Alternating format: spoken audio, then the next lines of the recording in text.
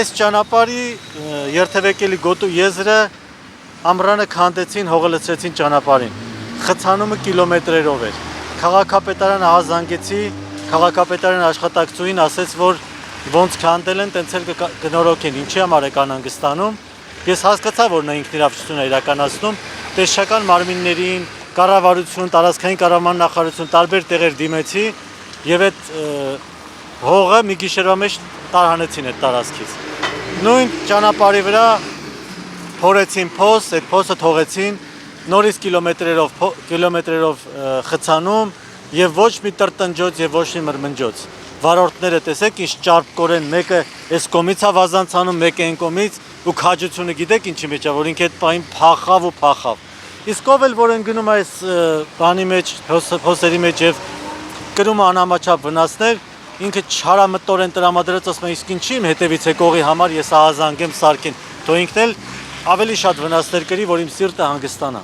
Մեր հայ հասարակության իրական վարքագիծն ու մոտեցումը այսպիսին է։ Ով էլ որ հակաիշխանական բան է խոսում, ասում են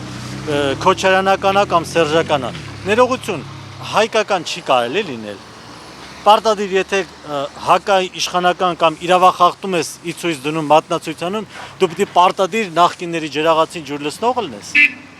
Հնարավոր չի, որ քաղաքակիրթ տարբերակով ուզում ես հարցը լուծես, չես կարող լուծես, քաղաքապետարանը ականջալուր չի լինում, պատկան մարմիններ ականջալուր չեն լինում, ստիպված լրատվական կայքերին ես ապավինում, լրատվական կայքերի տակ էլ բանակ ունեն փողով։ Ես արդեն մի կերպ եմ ինձ զսպում, որ նորից չվիրավորեմ, միշտ ես դրանց հարտորդի եմ անվանել, այդ կոմենտ գրողները տենց գրեն, ասեն դու նախկին ես կամ չգիտեմ ինչ ես։ Ես կխնդրեմ, որ հիմա մենք առաջանանք այս վիճակն է։ Ես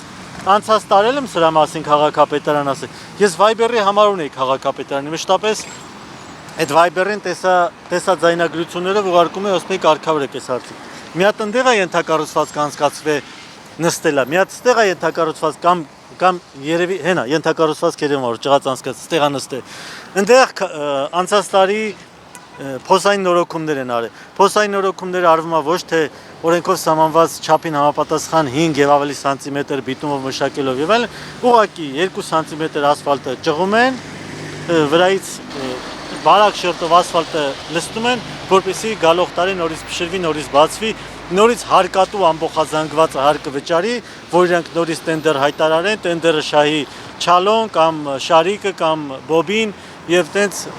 իրար մեջ կիսեն ու կոռուպցիայի դեմ պայքար իրականացնեն։ Տեսչական մարմիններից ձեզ ինչ են պատասխանել նախորդ տարվանից այս խնդիրը կասեցի։ Բացի տեսչական մարմիններից ես այդ ժամանակ նաեւ դիմել եմ կառավարություն, տարածքային կառավարման նախարարություն եւ մնացած երևի բոլոր գերատեսչությունները, ով այդ պահին զբաղվում էր դրանով։ Ասեմ ավելի, որ տարածքային կառավարման նախարարությունից զանգել էին Եղվարդի քաղաքապետարան ու ասում են այդ հարցը հրատապ լուծեք, որտեվ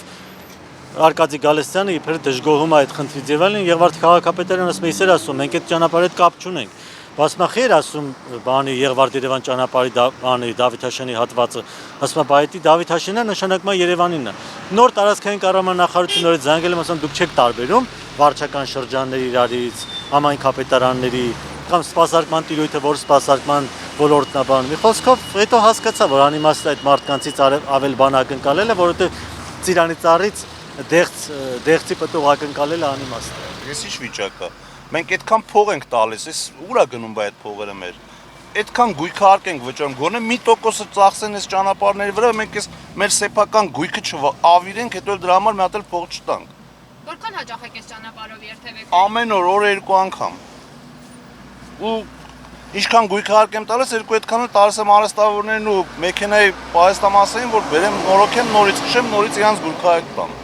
Երբևէ ինչ որ մարմնի դիմել եք, տեսչական մարմնի կամ քաղաքապետարան այս ընթացքում դիմել եք։ Այն օրը անցնելուց բարեկներին եմ դիմել, ինչքան ես գիտեմ, իրանց պարտականությունների մեջ մտնում է, որ իրանք տեղեկացնեն պատգամ մարմիններին, որ մեքենայի երթևեկության համար վտանգավոր է դաժե, այստեղ ինքան է վթար եղել, իրար փոս փախստանուց խփում են իրար։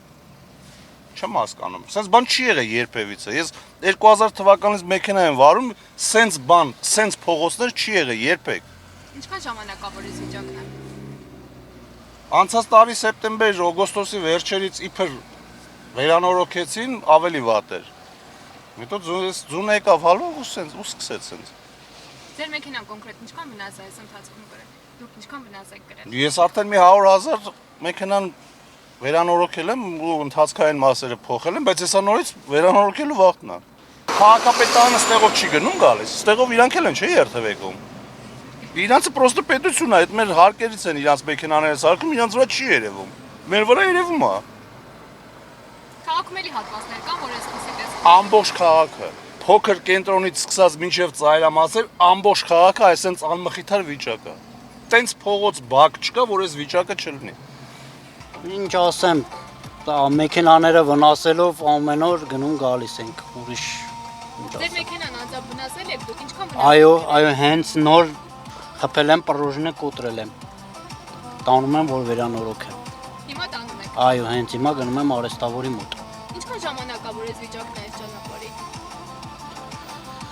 Չեմ կարող կոնկրետ ասեմ ինչքան ժամանակ է, բայց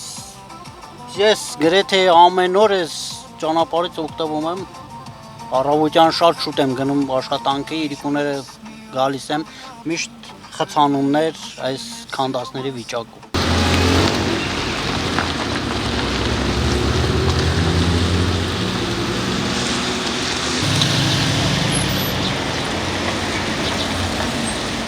Վերջին անգամ տեսախցիկների առաջ հանդես եմ եկել 2024 թվականի դեկտեմբերի 28-ին, եթե օրը չեմ սխալվում։ Այդ այն ժամանակահատվածներ, երբ որ Տիգրան Ավինյանի հայրը օփելների վարորդներին համարեց համբալ ու գեղցի եւ ճիշտ համարեց, որ կայանատեղի турքը այնքան բարձրացվի 500,000, որպեսզի ոչ մի մեքենա օփելի վարորդ օփել չկայանի Երևանում։ Քանի որ ես տարիներ շարունակ պայքար մղեցի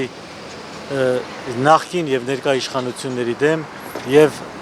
իմ պայքարը միշտ մնաց միայնակ, ես միշտ միայնակ մնացի իմ պայքարում, հասարակությունը դիտեց ինձ բթեր տնկեց, կոմենտներ գրեց, տղամարդիկ փոխանակ գործով զբաղվեին, իրանք ընտրեցին չեզոքությունը եւ անտարբերությունը եւ ընդամենը զբաղվեցին կոմենտներ լայքեր անելով։ Ես ստիպված, հարկադրված, արդեն երևի էլ չհարմարվելով այդ իրավիճակին, արդեն ցենզուրայից դուրս բաներ եմ խոսել եւ խոստացել եմ այլևս տեսախցիկների առաջ հանդես չգալ։ Բայց քանի որ ճանապարհը այս վիճակն էր, ես տարբեր լրատվական կայքերի զանգեցի, ոչ մի լրատվական կայք չպատասխանեց հեռախոսազանգերին, իսկ լրատվական կայքերի մեծամասնությունը կոնտակտային տվյալներ չունի, վերջում նոր News-am-ին եմ զանգել եւ անմիջապես արձագանքել եմ։ Խնդրեմ։ Անձամբ ես էլ եմ իմ մեքենան այս ձևով վնասել, բայց ես չեմ ուզում մեքենայի մասին խոսեմ, որ հանկարծ տպավորություն չստեղծվի, քանի որ մենք արդեն դեգրադացված հասարակություն ունենք, չեմ ուզի, որ տպավորություն ստեղծվի, որ կոմենտչիները հանկարծ գրեն, որ իր մեքենայի համար ազում։ Ամենևին։ Մեր օրենսդրական դաշտը այնպիսին է, որ եթե քաղաքացին չի կատարում իր պարտականությունները, օրինակ հարկերի վճարման տեսքով իր վրա գոյանում են տուժեր, տուգանքներ, կրկնապատկվում, քառապատկվում է։ Իսկ երբ որ պետական կառավարման ու տեղական ինքնակառավարման մարմինները չեն կատարում իրենց պարտականությունները, պարգևավճարից էլ չեն զրկվում։ Ստաբիլ ստանում են եւ աշխատավարձ եւ պարգևավճար։ Այս վիճակը այդքան էական վիճակ չէ մեր կորցվող երկրի ֆոնի վրա, էլի, որտեղ մենք արդեն երկիր ենք կորցրել, պրոցես ճանապարհը շատերին կարող է թվալ ոչ մի բան։ Բայց ամեն դեպքում եթե հասարակությունը լինի սեփականատիրոջ կարգավիճակում, այսինքն հասարակությունը ոչ թե մենակ իր բնակարանի ներսի խնդիրն իրան համարել նաև բնակարանից դուրս պետական բոլոր խնդիրները, ճանապարհ, ենթակառուցվածք, ընդերք, երկինք, երկիր, ամեն ինչ, մենք չենք ունենա այս վիճակը։ Երբ որ Արցախն է վտանգի տակ, Գորիսեցին ասում է, հա, կարևորը Գորիսը չի։ Ես այս միտքը նորից եմ ասել։ Զովունին է, Եղվարդին ասում է, Եղվարդը չի։ Դավիթաշինն է, Զովունցին չի կարելի։ Այս կարգի սահմանափակ ռամկայի մեջ ապրել, գոյատևել, դա անընդունել է, ոչ թե ապրել է, դա ողորմելի գոյություն քարշ տալա, չի կարելի այս ձևով ապրել։